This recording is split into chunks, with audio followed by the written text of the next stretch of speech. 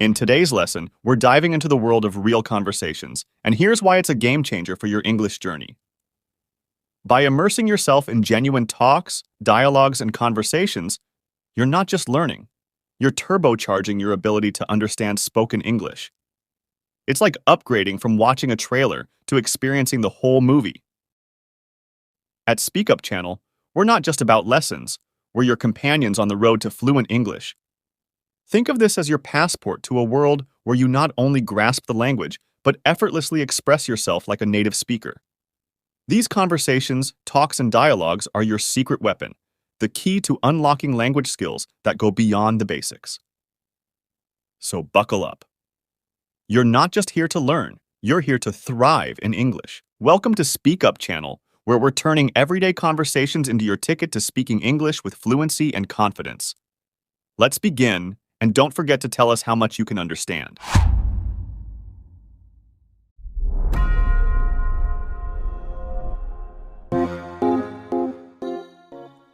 You will hear a telephone conversation between a customer and an agent at a company which ships large boxes overseas.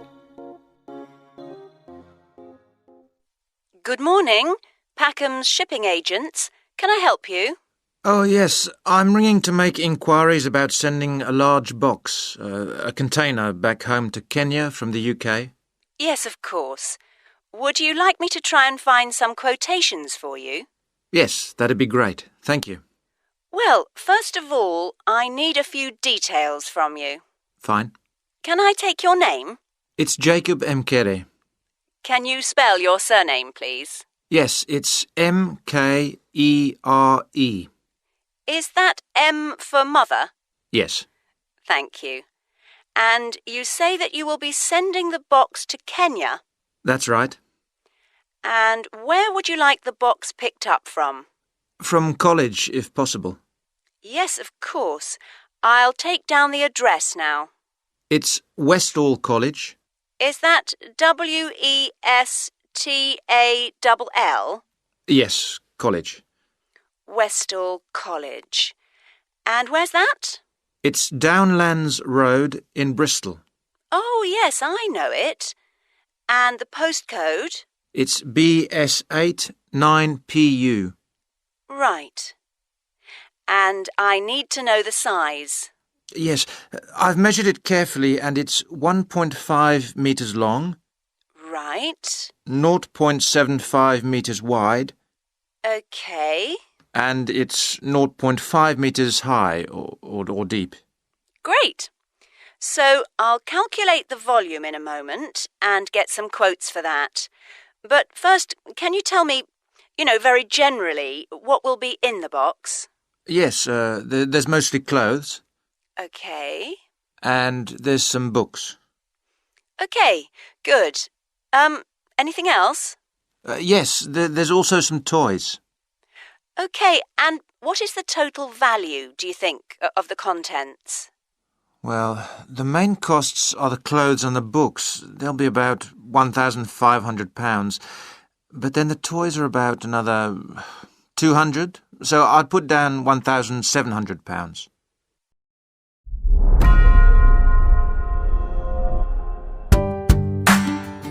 You will hear a communication studies student talking to his tutor about optional courses for the next semester. Come in. Oh, hello, Jack. Have a seat. Right. You said you wanted to see me to talk about your options next semester? That's right. We have to decide by the end of next week. Really, I'd like to do all 5 options, but we have to choose 2, don't we? Yes, but the choice depends on your major, to some extent. You're majoring in communication studies, aren't you? That's right. So, for example, the media studies option will cover quite a lot of the same area you did in the core module on mass communications this semester, the development of the media through the last 2 centuries in relation to political and social issues. Well, that was interesting, but I've decided I'd rather do something completely new. There's a women's studies option, isn't there? Yes, women and power. Again, it has a historical focus. It aims to contextualize women's studies by looking at the legal and social situation in the 19th and early 20th centuries. So it would be useful if I intended to specialise in women's studies, but I'm not sure I do actually. Well, it might still be useful to give you an idea of the issues involved. It's taught by Dr. Steed. Oh, really?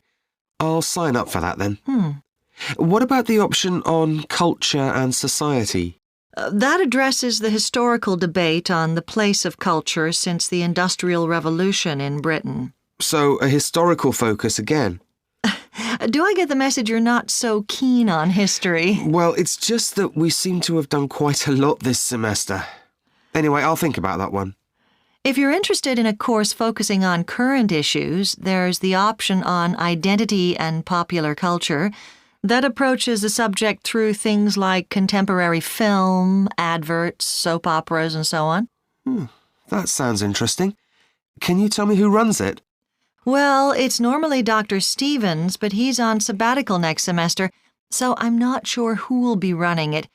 It should be decided by next week, though. Right. Well, I might wait until then to decide. And the last option is Introduction to Cultural Theory, isn't it? I'm quite interested in that too. I was talking to one of the second-year students, and she said it was really useful. It made a lot of things fall into place. Yes, but in fact, in your major, you'll have covered a lot of that already in Communications 102, so that might be less useful than some of the others. Oh, I'll forget about that one then. Now, while you're here, we could also discuss how you're getting on with your core module assignment.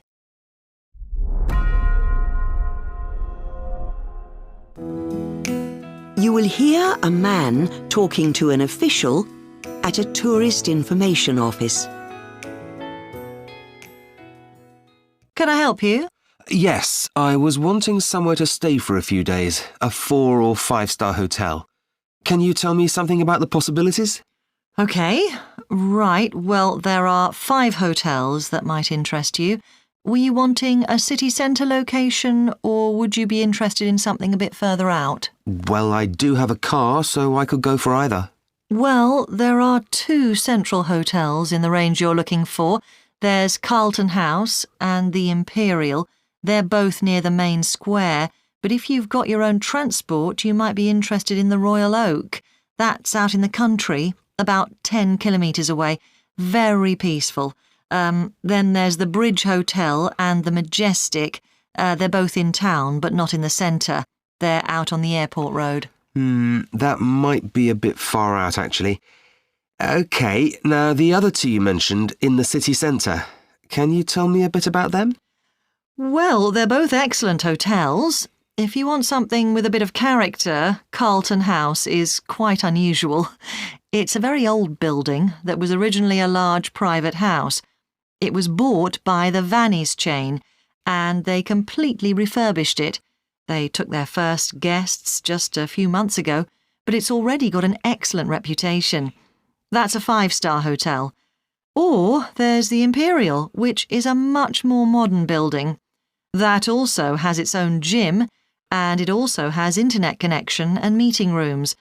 It's used for conferences and corporate events as well as private guests. That's 5-star as well. Does it have a swimming pool as well as a gym?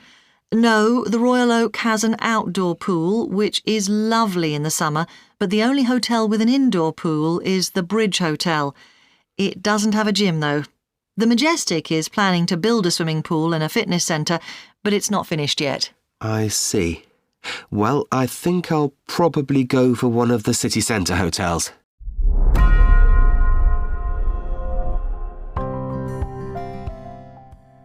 Gender dysphoria.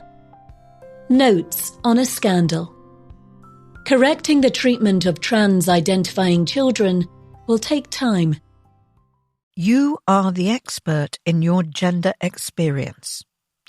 So says Gender GP, a private provider of cross-sex hormones. This is a nod to the affirmation model of transgender medical care, which originated in America and uses a patient's self-diagnosis as the starting point for treatment. It is also, inadvertently, a nod to gender stereotypes.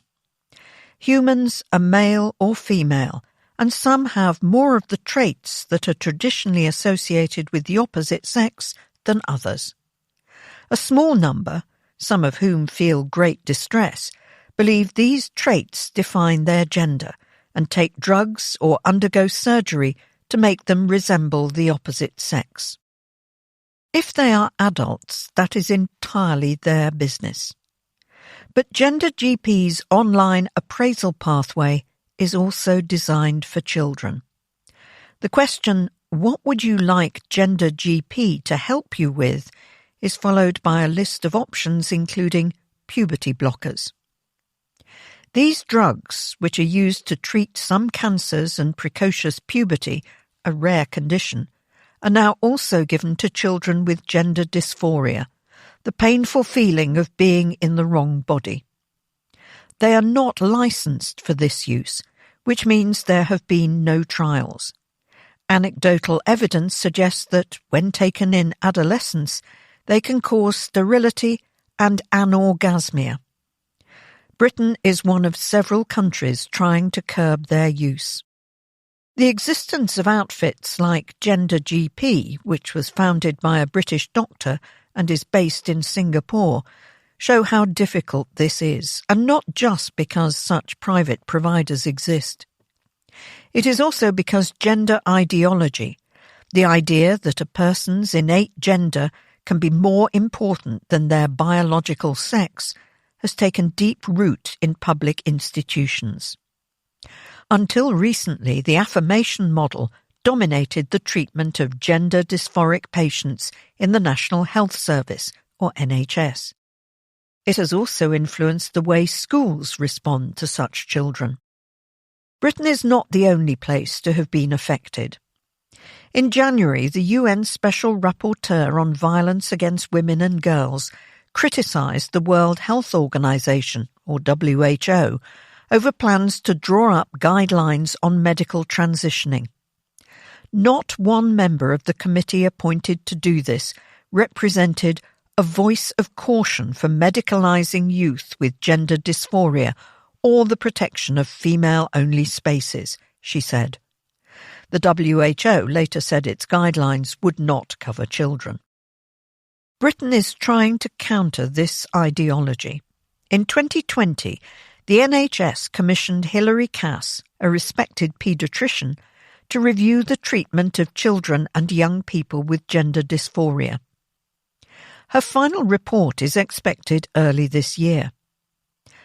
An interim report published in 2022 made worrying reading.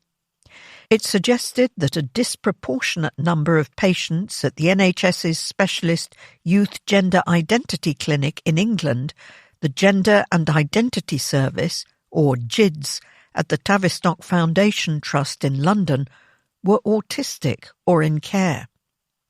GIDS, which failed to undertake proper record-keeping of its young charges, is no longer accepting new patients. It is in the process of being closed down and will be replaced by regional clinics. Dr. Cass said too little was known about puberty blockers' effects, including on brain development. Although they are often described as providing a pause button, the vast majority of children who take them proceed to cross-sex hormones. These can cause myriad health problems. The NHS has since recommended that blockers should only be prescribed to dysphoric under-18s in trial conditions. This has prompted some doctors, including at least one who used to work for GIDS, to set up privately. No one knows how many children have obtained blockers this way. Anecdotal evidence suggests that long waiting lists at GIDS have pushed an increasing number to go private. Treatment is only part of the problem, though. Action is needed outside healthcare to tackle what Maya Forstater, Executive Director of Sex Matters, a campaign group, calls a school-to-clinic pipeline of patients. Some schools have allowed pupils to change their names and pronouns, a process known as social transitioning, without their parents' knowledge. Dr. Cass warned that social transitioning was no neutral act, but could affect psychological functioning. In December, the Department for Education published new draft guidance for schools. It is designed to counter the influence long exerted by trans activist organisations, whose lesson plans have taught innumerable children that human beings can change sex. The new guidance makes clear that this view is unscientific and schools should not promote it. It says schools should work with parents rather than letting children change gender without their family's knowledge. The guidance also makes clear that the law and safeguarding requires schools to maintain single-sex toilets, sleeping arrangements and sports. The guidance was welcomed by Labour's Shadow Education Secretary. Given that many Labour politicians once routinely repeated the talking points of trans activists, this shows a political shift is well underway. There is still a long way to go, though. In August, NHS England published new guidance saying healthcare professionals should consider sexual orientation, mental health and education when treating gender dysphoric children. But when children turn 17, they are moved to adult gender services. That means that teens who have long identified as trans and been on a waiting list for treatment risk missing the NHS's reversal of thinking and being prescribed cross-sex hormones. If they had been born a few years later, their experience would have been very different. We hope you have enjoyed our program. Subscribe for more helpful content and come to learn English with us.